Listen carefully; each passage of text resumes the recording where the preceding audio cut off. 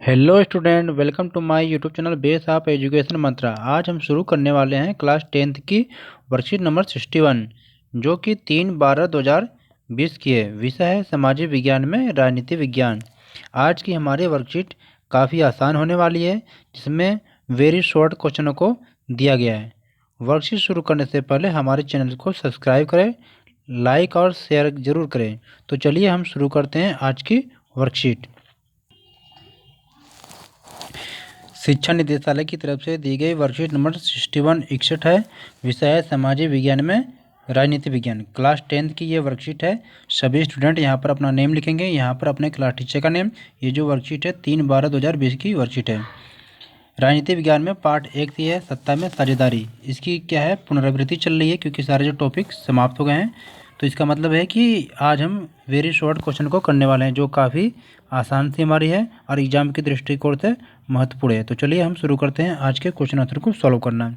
हमारा क्वेश्चन अगला है, रेखांकित वाक्यांश को सही करने के बाद वाक्य फिर से लिखिए। मतलब नीचे एक वाक्य लिखा गया है, इसमें कुछ त्रुटि है, जो तमिल है, जो अंडरलाइन है तमिल, ये क्या है, त्रुटि है। तो इसको क्या है, सही करके इसकी जगह पे चेंज करके हमें क्या है, वाक्य को बनाना है। तो यहाँ पर क्या है, तमिल हमारा नहीं रहेगा। तो तमिल की जगह पे हमें क्या करना है, सिंगली लिखना है। तो हम वाक्य कैसे बनाएंगे, 1956 में श्रीलंका में सिंगली को एकमात्र आधिकारिक भाषा के रूप में मान्यता देने के लिए एक अधिनियम पारित किया गया था। तो बेटा आप इसको इस तरह से वाक्य को बनाकर अपनी कॉपी में लिख लेंगे। तो चलते हैं हम सेकेंड क्वेश्चन की तरफ। अगला क्वेश्चन हमारा है, श्रीलंका में तमिलों को अलग थलग महसूस हुआ क्योंकि। नीचे 4 कथन दिया गया है, चारों में से आपको कोई एक कथन को चूज करना है। तो पहला कथन हम देखते हैं, सिंगली को एकमात्र आधिकारिक भाषा के रूप में मान्यता देने के लिए एक अधिनियम पारित किया गया है। ये भी कथन क्या है, सत्य है। दूसरा कथन हमारा है, सरकार ने विश्वविद्यालयों और सरकारी नौकरियों के लिए सिंगली आवेदकों को प्राथमिकता देने की नीति अपनाई। ये भी कथन हमारा सत्य है। एक नए संविधान में यह निर्धारित किया गया कि राज्य बौद्ध धर्म की रक्षा और उसे बढ़ावा देगा। बेटा हमारे ये तीनों कथन सत्य हैं, जिसके लिए हमें क्या है, चौथा जो ऑप्शन है इसे सही करना। उपरोक्त सभी मतलब तीनों कथन हमारे क्या है, सही हैं।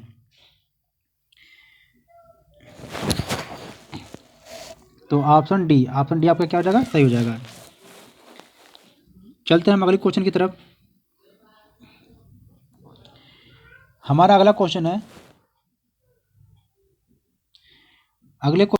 जो हमारा अगला क्वेश्चन है, ये रिक्त स्थानों की इसमें क्या है, पूर्ति करनी है। तो देखते हैं, एक देश के भीतर विरोधी समूहों के बीच एक हिंसक संघर्ष को इतना तीव्र हो जाता है, संघर्ष जो इतना तीव्र हो जाता है कि यह एक युद्ध की तरह प्रतीत होता है। और इसमें आपको फील क्या करना है, गृह युद्ध। जब किसी एक राज्य या किसी एक देश के अंदर ही जब युद्ध हो जाता है, तो वो एक क्या है, युद्ध के तरह ही प्रतीत होता है। संघर्ष अगर अपने देश के अंदर या राज्य के अंदर होने लगे और वो हिंसक रूप ले ले, तो इसे हम क्या है, गृह युद्ध का नाम दे देते हैं। तो इसमें आपको क्या है, गृह युद्ध को फील करना है। तो अगला क्वेश्चन हमारा है चौथा। नीचे 4 कथन दिया गया है, चारों में से कोई एक कथन सही होगा आपका। कारण है और ये कथन है। अभी कथन हम पढ़ते हैं, सिंगली और तमिलों के बीच अविश्वास व्यापक संघर्ष में बदल गया। कारण क्या है, एक नए संविधान में यह निर्धारित किया गया कि राज्य श्रीलंका में बौद्ध धर्म की रक्षा और बढ़ावा देगा। कि हमारा यह क्या है, दोनों कथन हमारा सही है। तो आपका ऑप्शन पहला सही हो जाएगा, ऑप्शन ए सही हो जाएगा कि कथन और कारण दोनों क्या सही हैं, और कारण जो है क्या है, कथन की सही व्याख्या करता है। अब अगले क्वेश्चन को हम देखते हैं।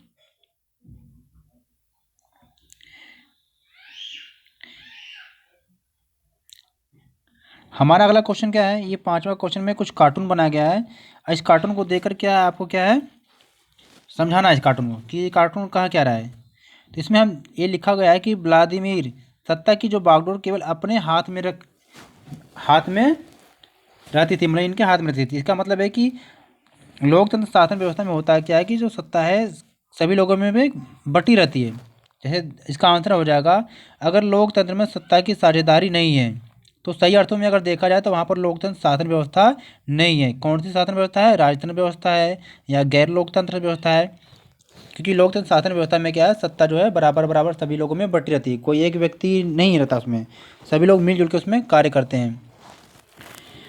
अगला क्वेश्चन हमारा छठा है, 1970 और 1993 के बीच बेल्जियम के संविधान में कितने संशोधन किए गए? तो इसका जो राइट आंसर हो जाएगा 4। इस क्वेश्चन का जो राइट आंसर 4, मतलब कि 1970 और 1993 के बीच में कितनी बार संशोधन हुआ? 4 बार। इसका राइट आंसर 4 हो जाएगा, 4। 7वां क्वेश्चन हमारा है, सिंगली समुदाय के प्रभुत्व को बनाए रखने के लिए श्रीलंका में किस प्रकार की सरकार को अपनाया गया? तो इसका जो आंसर हो जाएगा आपका क्या हो जाएगा? बहुसंख्यक समुदाय। 7 क्वेश्चन का आंसर हो जाएगा बहुसंख्यक समुदाय, मतलब कि सिंगली समुदाय के प्रभुत्व को बनाए रखने के लिए श्रीलंका में क्या है, बहुसंख्यक समुदाय की सरकार को अपनाया गया। अगला क्वेश्चन हमारा है 8वां, बेल्जियम में कौन सी 2 मुख्य भाषाएं बोली जाती थी? मतलब बेल्जियम में कौन सी ऐसी 2 भाषा है जो मुख्य रूप से बोली जाती थी? तो आप में उसमें पहला फ्रेंच हो गया, दूसरा डच। तो 8वें क्वेश्चन का आंसर आपका फ्रेंच और डच हो जाएगा। अगला क्वेश्चन हमारा है क्वेश्चन नंबर 9, श्रीलंका की जनसंख्या में सबसे बड़ा हिस्सा जो है किस प्रमुख सामाजिक समूह का है? तो इसका जो राइट आंसर आपका हो जाएगा सिंगली समुदाय और बौद्ध धर्म के लोगों का। अगला क्वेश्चन हमारा है 10th, उन देशों के नाम बताइए जिनकी सीमाएं जो है बेल्जियम के साथ मिलती है। तो ऐसे 2 देश हैं जिनकी सीमा जो है बेल्जियम से मिलती है, जिसमें एक जर्मनी हो जाएगा, दूसरा फ्रांस। आई होप छात्र हमने देखा कि इस वर्कशीट को हमने बहुत ही आसान तरीके से सॉल्व किया। तो इस वीडियो को अपने दोस्तों के साथ शेयर और लाइक करें, हमारे चैनल को सब्सक्राइब करें। Okay, take care, good bye. फिर मिलते हैं एक नई वर्कशीट के साथ।